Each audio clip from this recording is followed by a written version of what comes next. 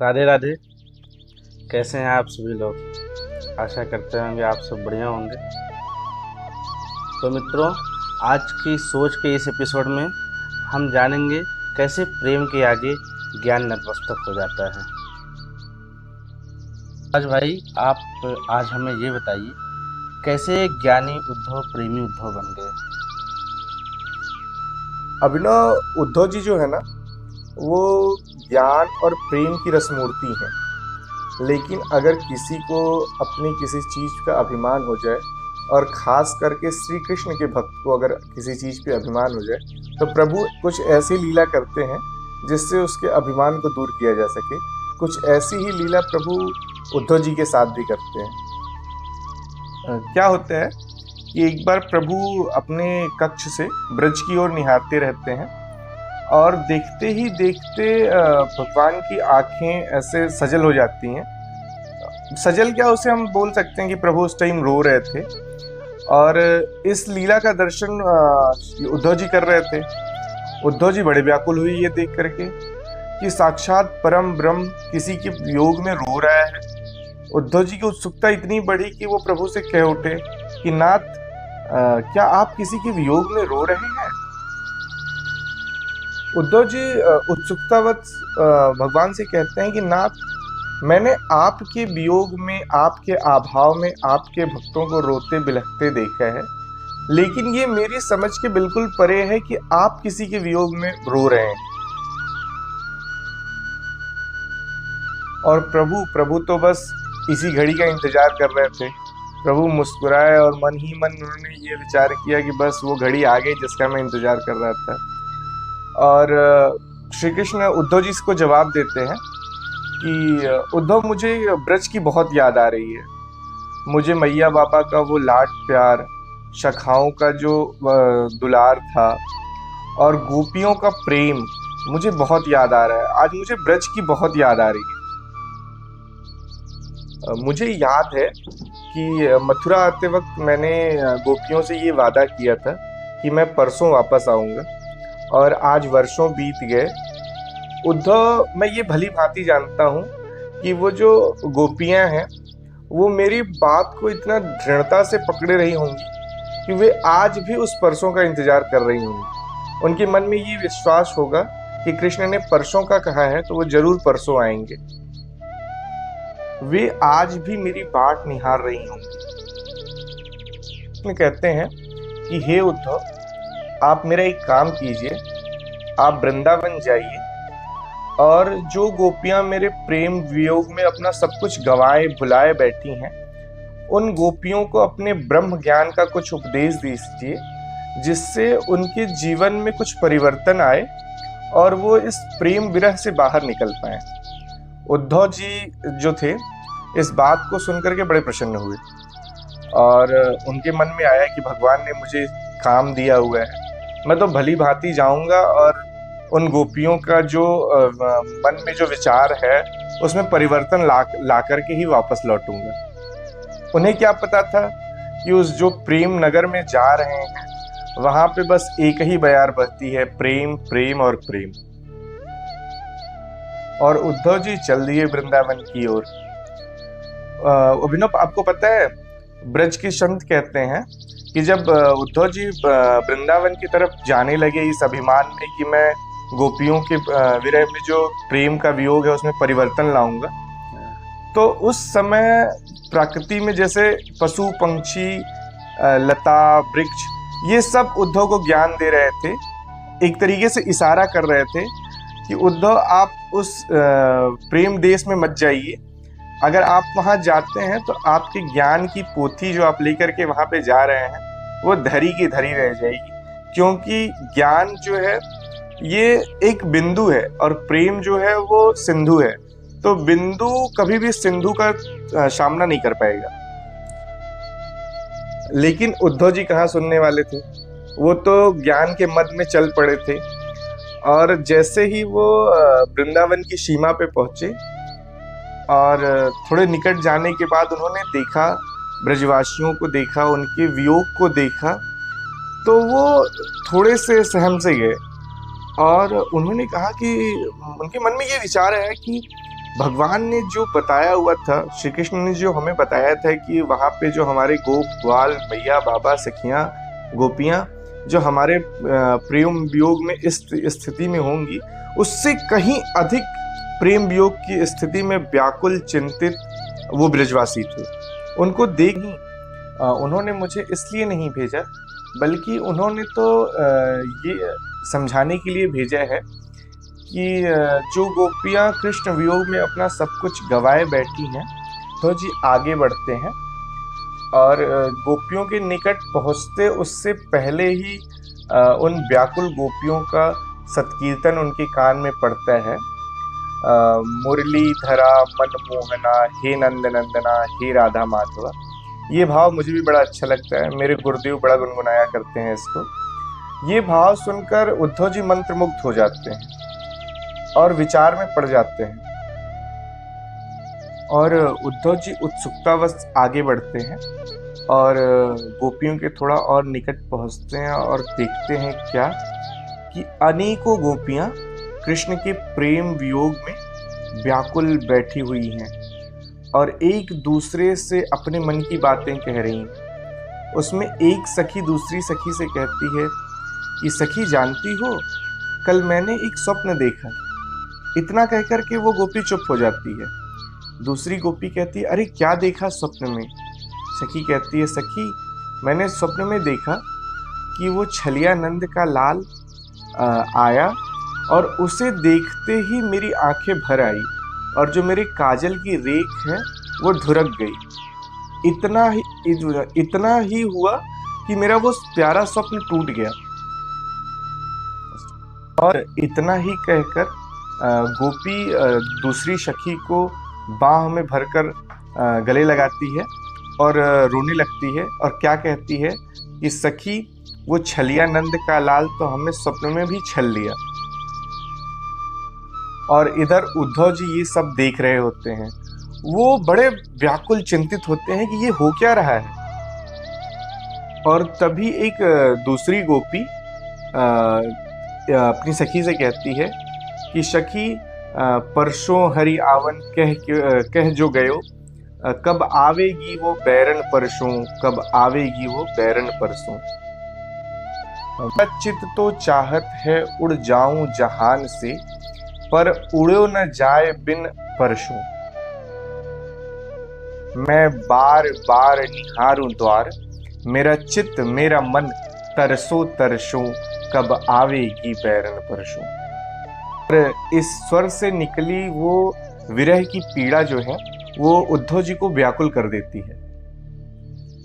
उद्धव जी जब आ रहे थे मथुरा से वृंदावन की ओर, तो उनके मन में बस एक ही निरंतर विचार चल रहा था कि कैसा होगा उन ब्रजवासियों का प्रेम जो साक्षात परम ब्रह्म को भी व्याकुल कर दे रहा है।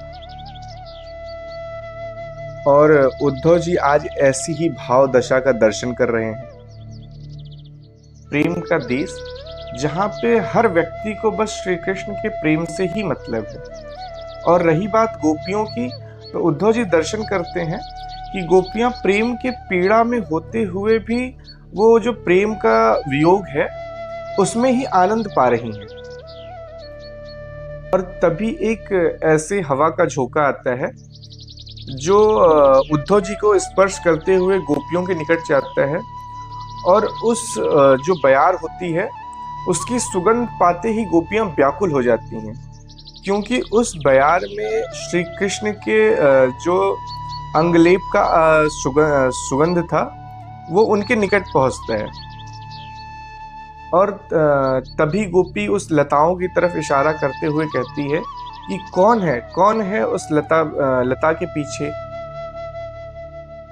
और तभी उद्धव जी संकोच और लज्जावश सामने आते हैं और गोपियां उद्धव जी को देख करके कहती हैं कि कैसे आना हुआ, क्या ये अपना वस्त्र और आभूषण हमें दिखाने आए हैं। गोपियां उल्लाहना देती हैं उद्धव जी को, क्योंकि वो जो वस्त्र और आभूषण होते हैं वो श्री कृष्ण के हैं और बड़े ही मूल्यवान हैं। तो गोपियां कहती हैं कि क्या यदुपति ने ये संदेश भेजा है कि मैं यहाँ का राजा हो गया हूँ और बड़े ही मूल्यवान वस्त्र और आभूषण अब मैं धारण करता हूँ। अब वे हमें ये बताना चाहते हैं कि मैं किस प्रकार के वैभव में अब रहता हूँ।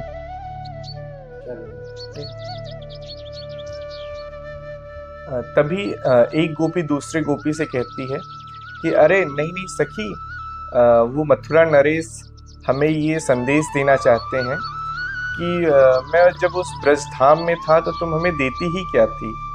उस थोड़े से छाछ के लिए मुझे नाच नचाती थी, उस माखन के लोने के लिए तुम मुझे चोर कह कर के पुकारती थी, मैया के सामने जाकर के मुझसे उलाहना देती थी, और कभी बहुत लाड पे भर जाती थी तो क्या करती थी, वो जो मोर पिच है उसी से हमारा श्रृंगार किया करती थी। वो मोर पिच जो मयूर वन विहार करते समय गिरा देते थे, उन मोर पिच्चों से मेरा श्रृंगार किया करती थी। उन कुसुम कलियों की पायल को पहनाने के लिए तुम मुझसे कहा करती थी, ठुमका लगा दे तोहें पायलिया पहनाऊंगी, कुछ बांसुरी बजा दे तोहें माखन खिलाऊंगी। और शायद इन सब से खींच गए थे ब्रजनाथ और आपको इस तरीके का वस्त्र और आभूषण पहना करके हमें उलाहना देना चाहते हैं, अपना नया परिचय देना चाहते हैं। वो कहना चाहते हैं कि अब मैं तुम्हारा वो कृष्ण नहीं रहा, अब मैं मथुरा का राजा बन चुका हूँ। वे अपनी आंख मूंद कर करके देखें कि वे जिसके प्रेम योग में व्याकुल बैठी हैं वो परम ब्रह्म परमात्मा है। वे सब कारण सर्वाधार सर्व अंतर्यामी ध्यान में सुलभ होते हैं। आ गया गोपियों को ये सुनकर। क्या सुनाया था उद्धव जी ने? ज्ञान की ही तो बात सुनाई थी। कितना सुंदर ज्ञान दे रहे थे। गोपी कहती है, अच्छा तो तुम भी बड़े चतुर हो, स्वामी का संदेश इस प्रकार लेके आए हो। गोपी उद्धव से कहती है कि उद्धव जी, हमारे पास एक ही मन है, 10-20 नहीं है, और जो एक मन है वो श्याम सुंदर के साथ चला गया है। श्याम सुंदर की ही छवि समाई हुई है। और ये संवाद चल ही रहा था कि वहां पे एक भौरा आता है जो गुंजन करने लगता है। गोपी उस भौरे की उपमा श्री कृष्ण से देती है। गोपी कहती है कि श्री कृष्ण तो इस भौरे की भांति है जो हर नए कुसुम या फूल पे बैठता है, उसके रस का आस्वादन करता है और फिर उसे छोड़ देता है। लेकिन हमारा मन इस भौरे की भांति नहीं है। हमारा मन तो बस एक है और जो श्री कृष्ण के प्रेम में लिप्त हो चुका है। तभी उद्धव जी के मन में एक विचार आता है कि जो गोपियां कृष्ण के वियोग में इतना व्याकुल, इतना अपने आप को खोए बैठी हैं, वे अपने प्राण को कैसे धारण किए हुए। और तभी अचानक गोपी जो है वो उद्धव जी के मन के भाव को समझ जाती है और उन्हें जवाब देते हुए कहती है कि उद्धव, जब श्री कृष्ण यहाँ से गए तो वो हमसे एक वादा करके गए थे कि हम परसों वापस आएंगे। हम उस परसों की आस में जीवित हैं, और अगर इस प्रेम वियोग में हमारे प्राण चले जाएंगे तो हमारा जो प्रेम है वो कलंकित हो जाएगा। श्री कृष्ण कल को कहेंगे कि कैसा उन गोपियों का प्रेम था जो कुछ क्षण हमारा इंतजार ना कर सकी, हमारे कहे वादे को ठुकरा करके वो अपना प्राण त्याग दी। इतनी भी पीड़ा ना सह सकी, मेरे वचन का भी भरोसा नहीं था उन्हें। गोपी उद्धव से कहती है कि उद्धव, जो ये जो योग का उपदेश आप हमें दे रहे हैं, तो ये श्री कृष्ण से जाकर के कहिएगा कि ये जो उपदेश वो हमें आज आपके माध्यम से भेजे हैं, ये हमें उस शरद पूर्णिमा की रात्रि में क्यों नहीं उपदेश है जब वो हमारे साथ महारास कर रहे थे। ये योग का उपदेश तब हमें क्यों नहीं दिया जब वे अपने अधरों से हमें प्रेम का रस पिला रहे थे। और गोपी उद्धव जी का उपहास करते हुए कहती है कि उद्धव, आप कमल के उस पुष्प की भांति हैं जो जीवन तो जल में धारण करते हैं, लेकिन वो अपने पूरे जीवन काल में जल के स्पर्श और शीतलता से वंचित रहते हैं। गोपी के कहने का तात्पर्य ये होता है कि जो प्रेम की रस मूर्ति हैं, जो साक्षात प्रेम है, उनके इतने सर्वाधिक निकट होते हुए भी उद्धव जी प्रेम से इतने अछूते कैसे हैं। आप तो श्री कृष्ण को अपना परम मित्र कहते हैं, आप तो ये कहते हैं कि मैं उनका अंग संगी हूँ, फिर आप प्रेम से इतने अछूते कैसे हैं। इस प्रेम देश में मुझे तो भक्त या दास बनाकर भेजना चाहिए था, ये ज्ञान की पोटरी का यहाँ कोई काम नहीं। और उद्धव जी गोपियों के आगे नतमस्तक हो जाते हैं और प्रभु से ये प्रार्थना करते हैं कि हे नाथ, अगर कभी मुझ पे कोई कृपा करने की इच्छा हो तो बस यही कृपा कीजिएगा कि इस वृंदावन में मुझे लता पता बना करके भेजिएगा। अभिनव, हमारे यहाँ संत गाया करते हैं कि खग मृग पशु पंछी या बन के चरण शरण रख लीजिए, स्वामिनी विनय मान लीजिए, लाडली सेवा में रख लीजिए। इसका अर्थ ये है कि ब्रज के रसिक जो हैं वो लाडली लाल से प्रार्थना करते हैं कि हे किशोरी जी, हमें इस ब्रज की लता पता गुल्म बनाइएगा, जिससे जब ये ब्रज की गोपियां चलें और इनके चलने से जब इनके चरण की रज उड़े तो वो हमारे ऊपर पड़े और हमारा जीवन कृतार्थ हो जाए। और इस संवाद से उद्धव जी का ज्ञान जो है वो गोपियों के प्रेम के आगे नतमस्तक हो जाते हैं। राधे राधे। अरे वाह, गोपियों का प्रेम तो सच में हृदय को स्पर्श कर दिया। राधे राधे।